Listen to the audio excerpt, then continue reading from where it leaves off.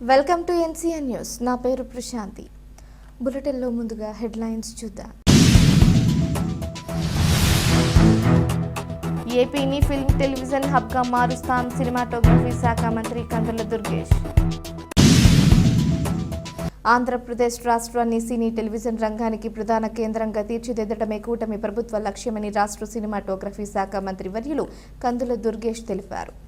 వెలగపూడి సచివాలయంలోని తన ఛాంబర్లో television fraternity forum సభ్యులు ఎఫ్డీసీ ఎండీ విశ్వనాథన్తో కలిసి మంత్రి దుర్గేష్ని మర్యాదపూర్వకంగా కలిశారు. ఈ సందర్భంగా బుల్లితెర కళాకారులు ఎదుర్కొంటున్న సమస్యలు మరియు పరిశ్రమ అభివృద్ధికి సంబంధించిన ప్రతిపాదనలను విన్నవించారు. ఈ సందర్భంగా మంత్రి కందుల దుర్గేష్ మాట్లాడుతూ గత 45 ఏళ్లుగా టీవీ పరిశ్రమ రాష్ట్ర ఆర్థిక ప్రగతికి, కళాకారుల ఉపాధికి అందిస్తోన్న సహకారం అభినందనీయమని కొనియాడారు. చలనచిత్ర పరిశ్రమతో సమానంగా టీవీ రంగానికి కూడా గుర్తింపునిచ్చేలా విధి విధానాలు రూపొందిస్తామని హామీ ఇచ్చారు.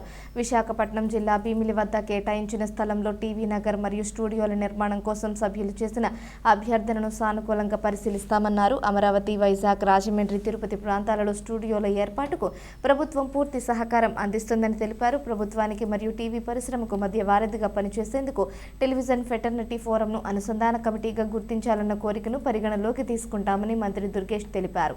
ఈ కార్యక్రమంలో నిర్మాతలు, దర్శకులు సుధాకర్, పాలడుగు విశ్వనాథ్, దిలీప్ రాజా, రామదాస్ నాయుడు, వి నిరంజన్, నటులు బాలాజీ, విజయ్ యాదవ్, మేకా రామకృష్ణ, నటీమణులు రాగిణి, రోజా, భారతి, నాగమణి తదితరులు పాల్గొన్నారు.